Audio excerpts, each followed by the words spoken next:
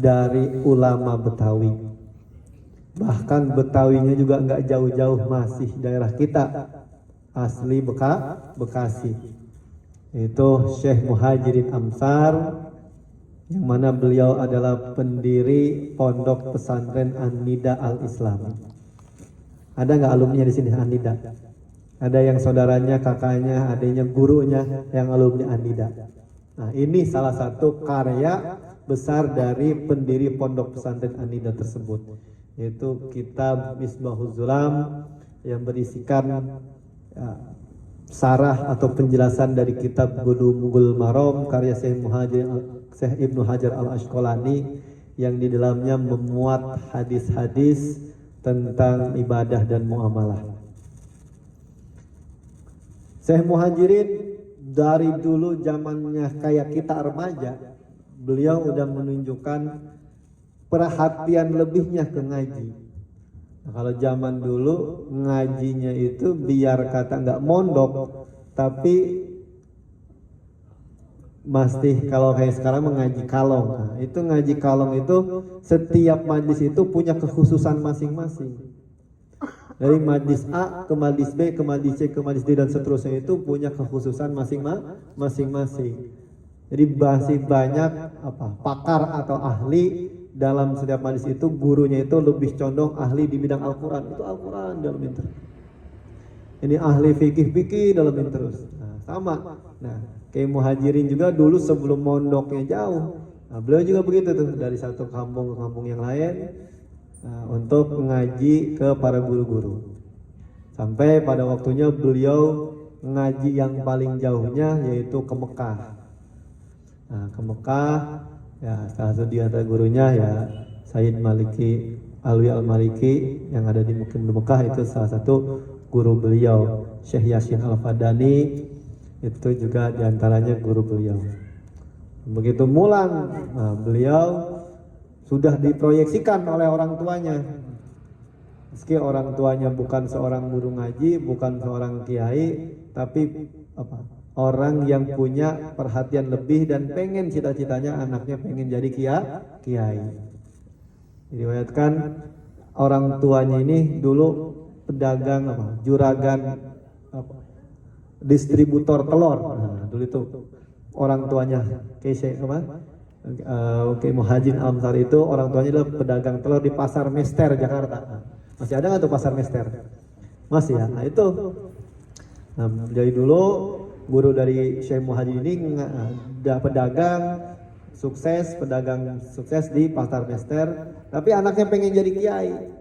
Dengan himmah, dengan cita-citanya yang tinggi, perhatiannya yang luar biasa, pengorbanannya yang luar biasa, akhirnya putra beliau jadi kiai besar. Maka cita-cita nggak boleh cetek, cita-cita harus tinggi. Maka kata guru di sekolah, ya gapailah atau bercita-cita setinggi langit, minimal nggak nyampe juga ya, jatuhnya nggak di bumi, kira-kira gitu kan, jatuhnya di antara guguran bintang. Maka tadi nggak ada yang nggak mungkin selagi kita punya semangat yang tinggi.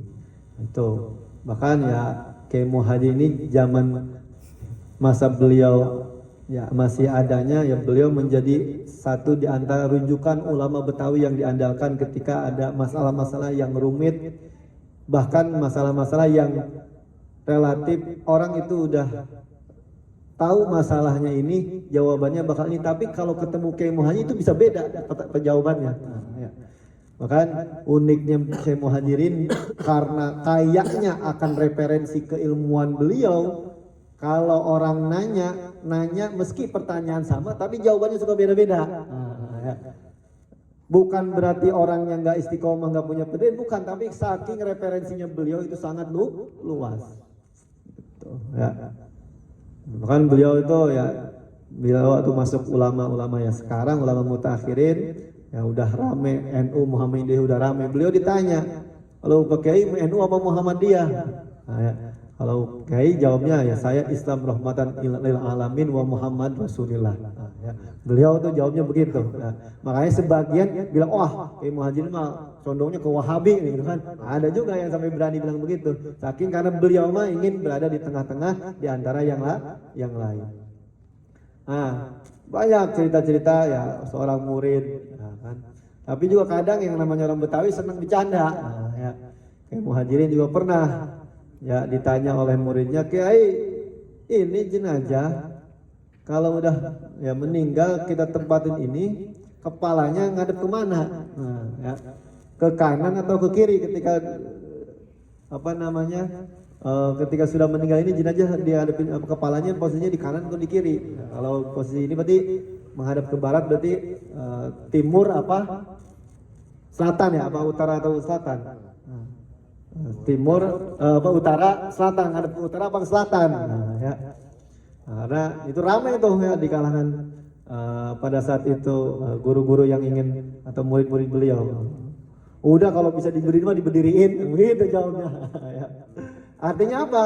Beliau biar jawabnya bercanda sedemikian rupa, bukan tanpa maksud, gitu kan? Artinya itu khilafiyah, nggak usah pakai ditanyain yang pastinya ngadep mana atau kepalanya di mana. Tapi dari apa? Beliau membolehkan kepala si mayit itu mau di sebelah utara atau di sebelah selatan, itu ya. Tapi jawaban beliau itu ya jawabannya pakai jawaban bercanda. Tapi maksud beliau itu masalah khilafiyah, jangan sampai ya cuma gara-gara beda pandangan itu jadi pada ribut. Itu salah satu apa namanya ya kebijaksanaan seorang Kiai Muhadjir Amsar, ulama kelas internasional, ulama kelas dunia yang produktif mengarang kitab, bahkan kitabnya puluhan dan berjilid-jilid, asli orang Bekasi. Bangga nggak kita sebagai orang Bekasi? Bangga. Nggak cukup bangga kita generasi muda, generasi penerus ya, kita harus juga sama ya, punya cita-cita yang besar, cita-cita yang tinggi. Nah, itu salah satu ya manakib atau kisah dari Kiai Muhadjir Amsar yang mana kitabnya ya ada di tengah-tengah kita tabarukan dengan beliau, mudah-mudahan ya kita mendapatkan keberkahan dari beliau, amin ya robbal alamin. Kemarin pas 17-an juga ya beliau dinobatkan sebagai tokoh pejuang atau pahlawan, tapi bukan pahlawan nasional, pahlawan di Kota Bekasi yang ikut aktif berperan memberikan kontribusi yang besar untuk Kota Bekasi, khususnya beliau dianugerahkan penghargaan tokoh pendidikan pada momen kemarin 17 Agustus oleh Pemkot Kota Bekasi. Baik, ikhwan dan akhwat rahimakumullah, mari kita mulai ya, tabarukan kita pada salah satu karya ulama asli Betawi Bekasi, yaitu Misbahuz Dzolam. Mana yang halaman ini? Bismillahirrahmanirrahim. Ila hadratin Nabil Mustafa Rasulullah sallallahu alaihi wasallam wa ala alihi wa sahbihi wa ajma'in wa ahli baiti summa ila Syekh Muhadjir Amsar bin Amsar wa ila ruhi ki Syekh Muhadjir Asqalani wa ta'ala.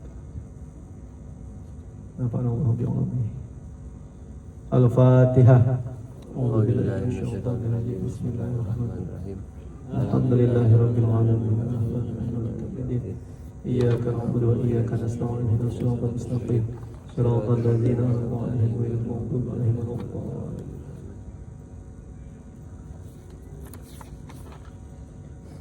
Bismillahirrahmanirrahim. Alhamdulillahirabbil alamin wa bihi nasta'in 'ala umuri dunya waddin. Wassalatu wassalamu ala asyrafil anbiya'i wal mursalin wa ala alihi wa sahbihi ajma'in. Qala mu'allif rahimahullah ta'ala wa nafa'ana bi ulumihim fid dharain amin. Bismillahirrahmanirrahim. Wa an Abi Hurairah radhiyallahu anhu qala Rasulullah sallallahu alaihi wasallam tahurun ina'i ahadikum idza walagha fihil qalb ayat silahu sab'a marratin aulahunna bit turabi akhrajahu Muslimun wa fil abdillahu wal yurikhu wal Tirmidzi akhrahunna au aulahunna. Ikhwan dan akhwat, pada kesempatan yang berbahagia malam hari ini kita kembali mutalaah satu bab dari tentang penjelasan fikih, sambungan dari kemarin barangkali. Meski kalau ngaji kitab ini itu kita nggak kayak ngaji kitab fikih yang lain. Ya, kalau ngaji kitab fikih yang lain maka udah tertib, udah runut. Nah ini kalau ibarat ya air minum itu, kalau biasa yang kita minum udah sampai jadi kemasan air minum, entah itu bentuknya ya teh kotak, itu udah bentuknya kopi dingin, nah ya sajian-sajian karya ulamanya udah berbentuk yang memang siap saji. Nah kalau kitab ini memang ya kita harus ya coba ngeracik sendirilah kira-kira. Kalau kayak kopi ini, kopinya kudu rada pakai alat apa? Hah? Ya pokoknya gaya-gaya pakai yang ngeraciknya, yang bikin itu harus udah belajar bikin kopi sendiri ala robusta lah kira-kira gitu ya.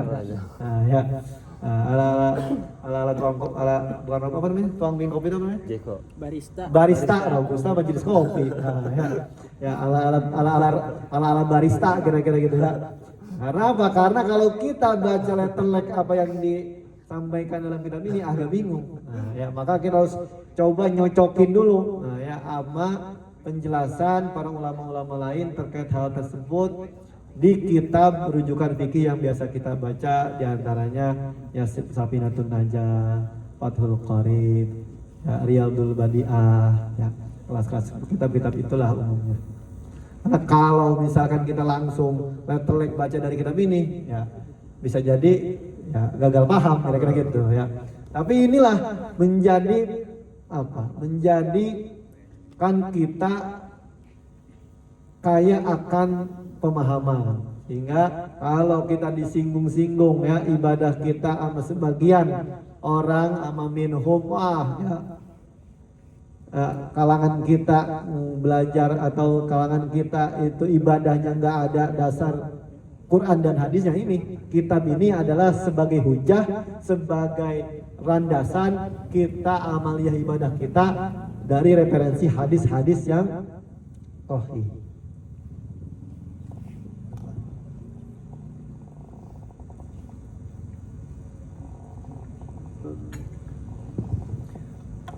Jadi dalam hadis ini dari Abi Hurairah radhiyallahu anhu qala, Abi Hurairah berkata bahwasanya Rasulullah sallallahu alaihi wasallam bisa suci satu wadah di antara kalian yang bila mana dijilat oleh seekor anjing.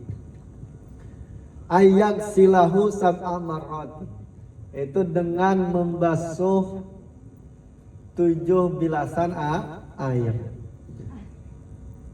Yang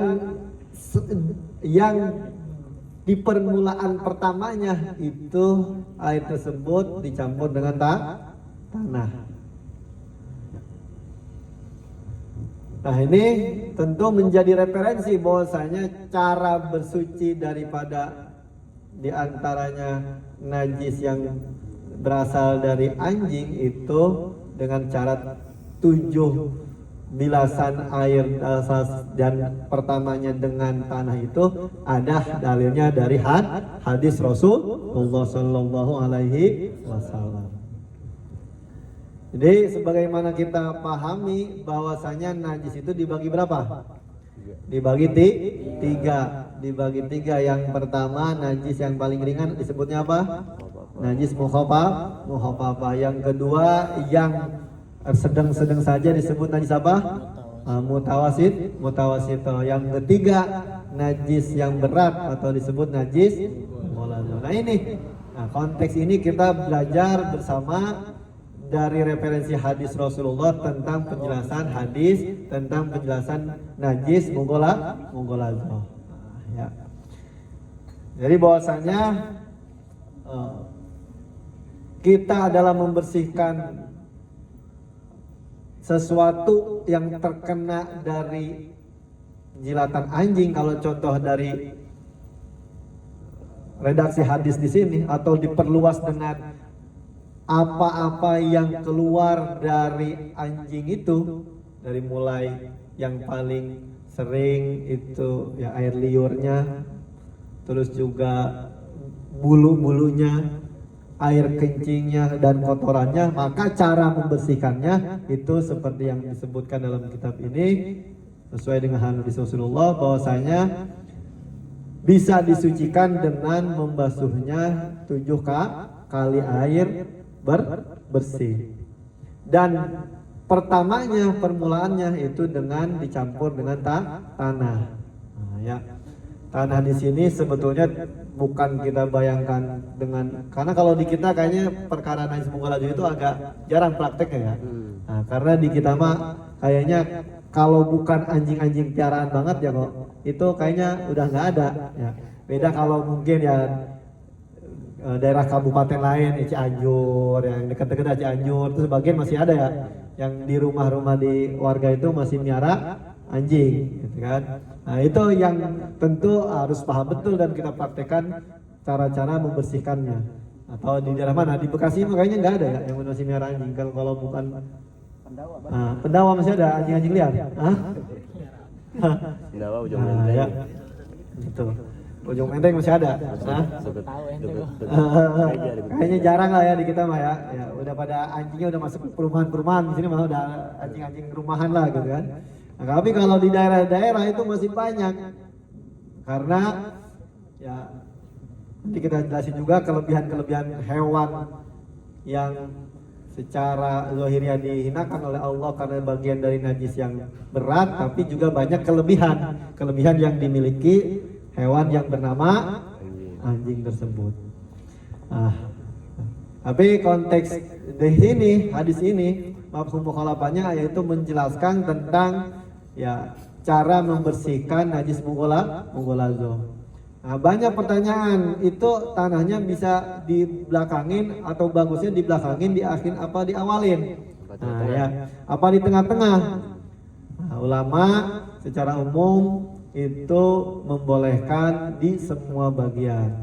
Tapi yang afdolnya sebagaimana yang dipegang juga oleh Syekh Muhajirin itu di awal. Nah, ya di awal. Kenapa kok di awal? Ya, karena satu sisi ini menjadi syarat. Yang kedua, paling tidak ketika yang ada unsur tanahnya ini di awal, kedua ketiganya itu ketika dibersihkan kan jadi tidak ada bekas dari tanahnya.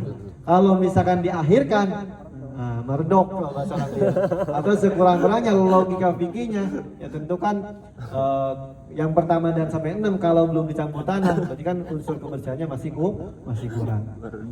Nah, dari sisi estetiknya juga kira-kira meredok kan gitu, lamun tanahnya kudu diakhirkan. Maka yang paling utama si tanah ini, yang si air yang dicampur tanah ini adalah yang apa? Yang pertama.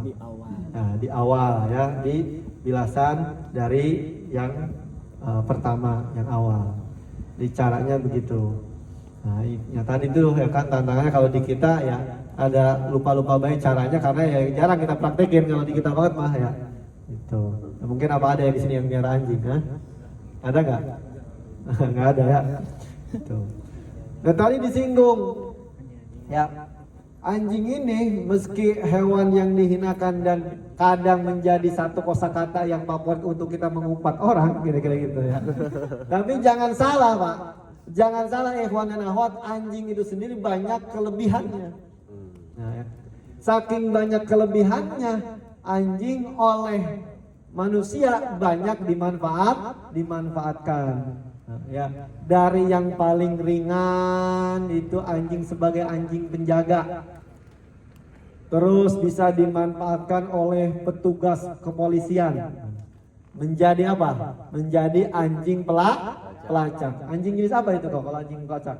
Hah? Anjing apa? Nah, ya, bukan bulldog, bukan. Herder atau apa ya jenisnya ya? Nah, ya.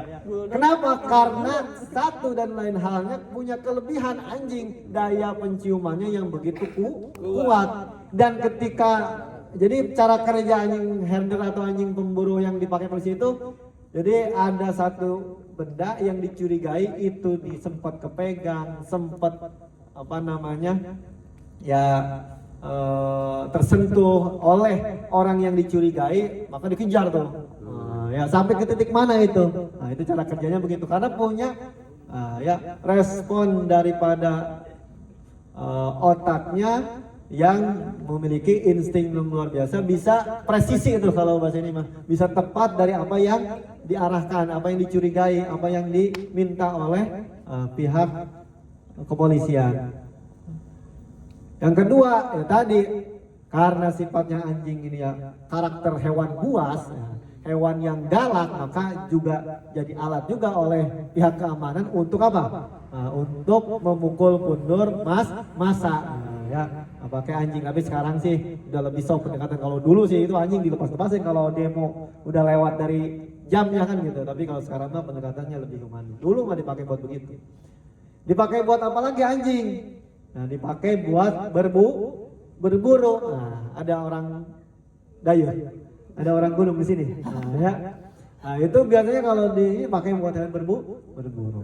Ya, atau juga buat keamanan ladangnya. Nah, ya dari satwa buas yang lain. Nah, itu kelebihan dari anjing. Atau buat ya kalangan non muslim terutama, atau juga sebagian dari kita juga ada yang miara anjing, karena khilafiyah ya terkait konteks imam mazhab fikih juga ada yang mengharamkan secara keseluruhan, ada juga yang ya membolehkan.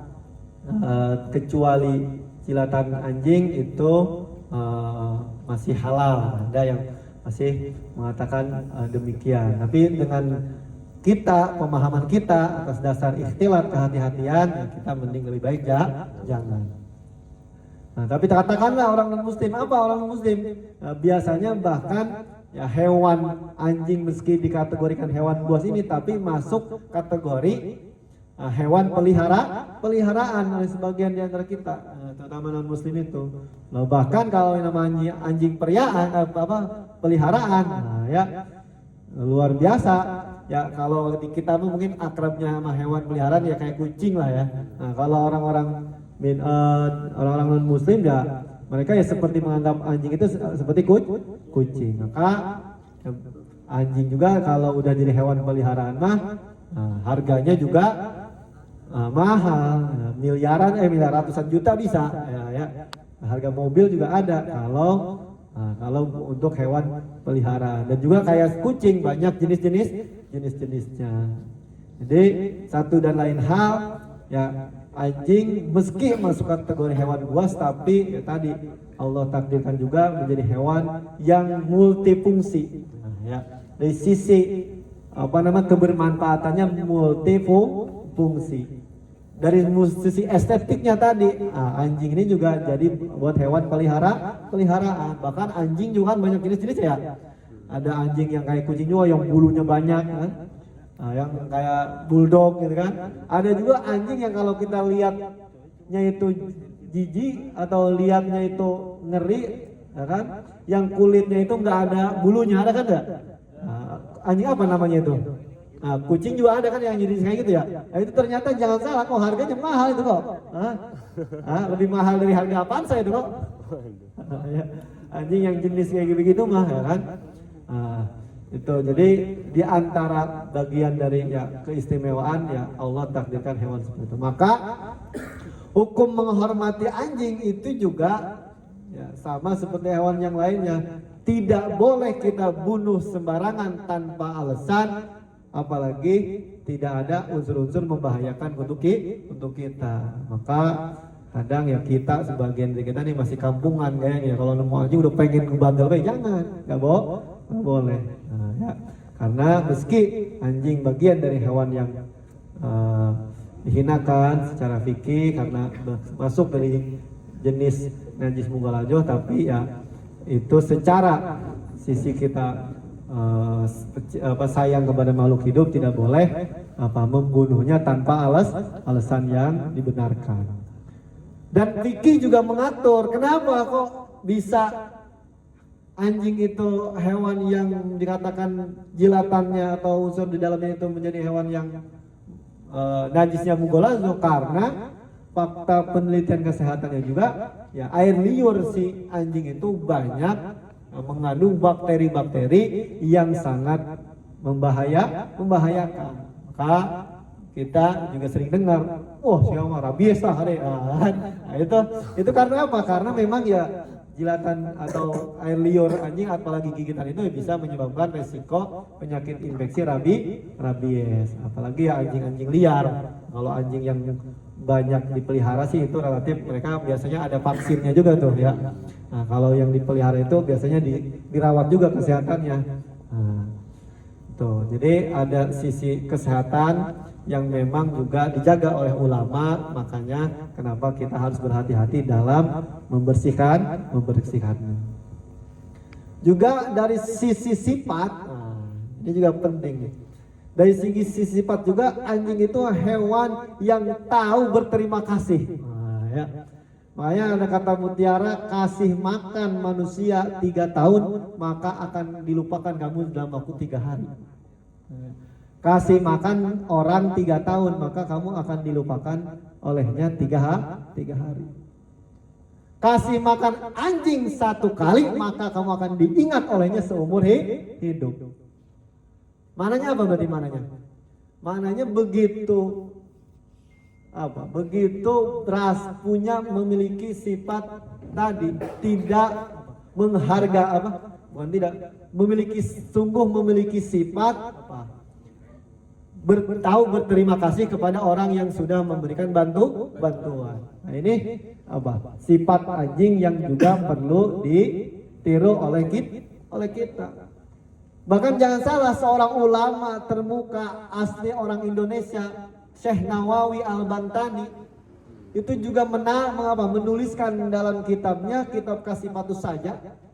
Kalau boleh dibuka, kurang lebih halaman berapa? Halaman 10, itu menjelaskan Pak, 10 sifat anjing yang baik, yang bisa atau yang juga bisa dipelajari, bisa dipraktikkan oleh seorang yang beriman. Ya. Jadi ada 10 sifat nih yang ada pada seekor anjing yang bisa dijadikan ibroh, dijadikan pelajaran oleh seorang yang beriman. Nah, ini yang ngomong bukan Wildan Maturahman, bukan. Nah, ya. Ini yang ngomong siapa? Ya, Syekh Nawawi Al-Bantani, ulama kebanggaan Nusantara yang tinggal dan wafat di Mekah. Ya. Dalam kitab Safinatun Najahnya ada 10 sifat. Nah, ya. Kalau boleh saya bacakan karena kita bisa dibawa. Fil qalbi asyru khisalin mahmudatin yan bagi lil mu'min alla yakhillu minha. Ada 10 sifat terpuji pada anjing yang untuk orang beriman wajib atau bukan wajib atau perlu juga dipelajari. Yang pertama, seekor anjing senantiasa senang dalam keadaan lapar. Nah, ya. Ini mencerminkan daripada orang-orang yang beriman. Nah, ya. Karena orang-orang yang beriman lebih senang pada posisi perutnya lapar daripada kenyang. Tuh. Nah, ya. Yang kedua, anjing itu sifat baiknya porsi tidurnya di malam hari hanya sedikit. Nah, ya. Nah, ini juga mencerminkan kata Syekh Nawawi adalah orang-orang yang ahli sholat malam. Nah, ya. Ada di sini yang tidur malamnya sedikit ada. Hah? Ada. Nah, ya. Nah, ada. Kalong kan kita mah ya. Ya. 2 jam doang. Perkaranya ngapain? Mau tahajud. Hah? Alhamdulillah ya. Sampai miring gitu. Nah, ya. Tapi itu sifat anjing yang juga sama dengan sifat karakter orang beriman itu ya tadi menyedikitkan tidur malam. Yang oleh orang beriman sedikitnya tidur malam ini dipakai untuk qiyamul lail, untuk sholat tahajud dan sebagainya. Yang ketiga, Anda ini si anjing dibuang oleh majikannya 1000 kali, ia tetap tinggal dan setia. Ya. Ini adalah sifatnya orang-orang yang jujur, kata Syekh Nawawi. Jadi anjing biar udah dibuang sama majikannya 1000 kali tapi bakal balik lagi tuh. Ya. Menunjukkan bahwa anjing punya karakter sifat yang setia. Yang keempat, ya, anjing itu saat mati, ya, sifat yang menarik itu anjing itu kalau udah mati nggak ninggalin warisan sedikit pun. Ya. Ini artinya apa? Ini adalah orang-orang yang seperti orang-orang zuhud. Ya. Karakter orang-orang zuhud yang meninggalkan dunia.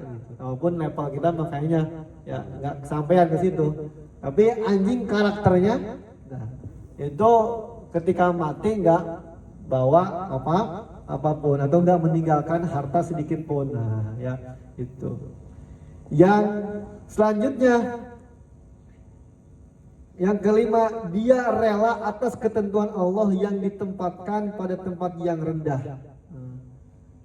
Maka ya kita sebagaimana tahu anjing itu dalam kacamata syariat adalah hewan yang dihinakan sebagai hewan apa? Hewan yang apa-apa yang keluar dari dirinya menjadi sebagai najis yang berat. Tapi anjing ridho. Nah, ini sifat karakter orang beriman atau orang-orang pilihan Allah yang memiliki sifat ridho.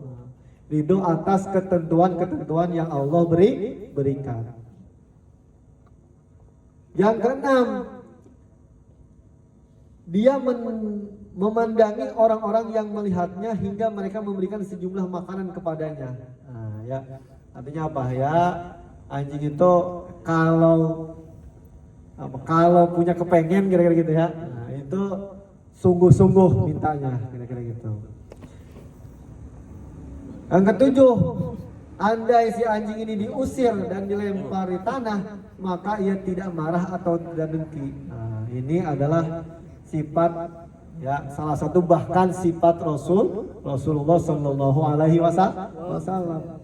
Artinya apa? Anjing itu adalah sifat orang-orang yang sabar. Jadi kalaupun anjing kita lemparin bagaimanapun, ya, ia tidak meninggalkan dengki. Kalau ngelawan ngelawan, makanya coba lempar tuh anjing. Kira-kira ngejar balik nggak? Ngejar balik. Yang kedelapan, ketika dia diusir dari satu tempat, maka dia dengan tenang, dengan legowo bersedia mencari tempat yang lain. Makanya coba, ya, kalau di film Tom and Jerry, ya, kalau dia nggak diusik-usik banget, dia berani mau geser itu ke tempat yang di sampingnya kalau ya, si Jerry itu rese kan itu. Nah, yang kesembilan, dia diberi makan. Ketika dia diberi makan, maka dia akan makan yang hanya makanan tersebut diberikan kepadanya. Ini sifat anjing yang bisa dicontoh oleh orang beriman, yaitu sifat sifat qanaah. Ya. Dia wiroi sangat menjaga, tidak akan mengambil yang bukan haknya. Jadi kalau dikasih satu piring ditaruh di depannya, mesti itu di sampingnya ada piring yang lain. Tapi kalau kata majikannya yang ngasih itu jangan dimakan, nah, jangan. Si anjing nurut gak makan karena merasa cukup porsi yang udah menjadi ketentuannya diberikan kepada dia. Maka itu sifat yang baik untuk kita tiru, yaitu sifat orang-orang yang punya sifat qanaah, merasa cukup dari hal-hal apa yang menjadi bagian oleh diri orang tersebut. Nah, yang ke-10, ketika si anjing ini pergi ke suatu wilayah, di wilayah lain, maka dia tidak membawa perbekalan yang banyak atau dia hanya membawa perbekalan yang sedikit. Maka ini oleh Syekh Nawawi dikategorikan masuk kepada ciri orang yang beriman, yaitu orang yang bertawakal. Nah, ya, jadi anjing kalau bepergian gak pernah rempong lah kira-kira gitu ya, makan beges lah, kayak kapangi sudah di jalan gitu. Artinya itu salah satu sifat orang yang beriman, yaitu punya sifat tawakal. Nah, maka kita seorang yang beriman melihat sisi hewan yang sudah jelas-jelas dihinakan oleh Allah Subhanahu wa taala pun ketika kita gali ada hal-hal, ada sifat-sifat yang Allah berikan kepada hewan tersebut yang bisa menjadi contoh kebaikan untuk kita. Maka ini menjadi pelajaran ya kepada hewan yang meski hewan itu sudah dihinakan oleh Allah, kita tidak boleh menyakitinya. Bahkan ya salah satu kisah yang sangat terkenal ya bahwasanya salah satu hewan yang masuk surga bersama kekasih Allah yaitu anjing. Anjing apa? Anjing ashabul kahfi. Nah, itu berarti apa? Ya, karena memiliki kelebihan dengan sifatnya yang setia, dengan sifatnya yang qanaah, dengan sifatnya yang tawakal tadi, ya menjadi hewan yang dipilih oleh wali, oleh kekasih Allah untuk menemaninya sepanjang hidup. Ya. Karena apa? Bahkan walinya ikut ke surga, anjingnya juga dibawa ke surga.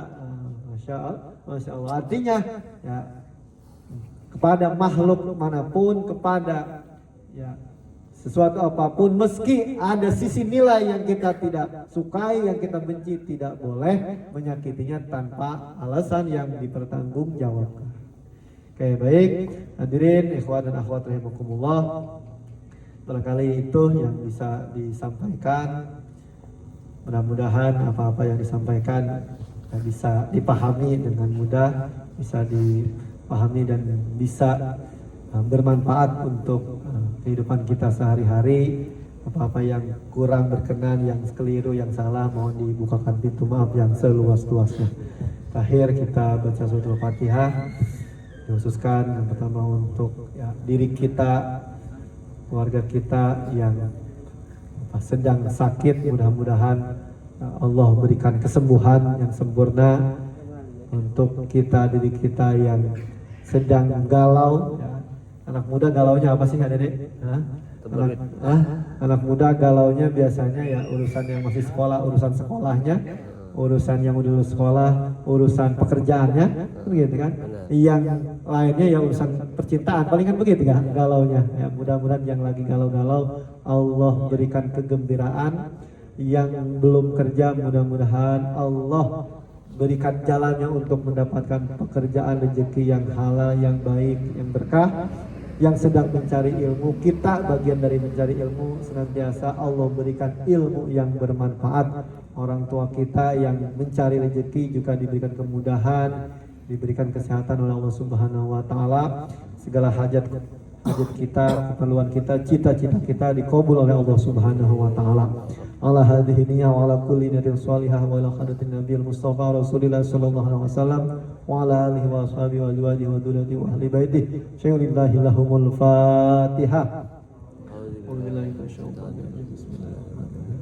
Alhamdulillahirabbil alamin. Arrahmanirrahim. Maliki yaumiddin.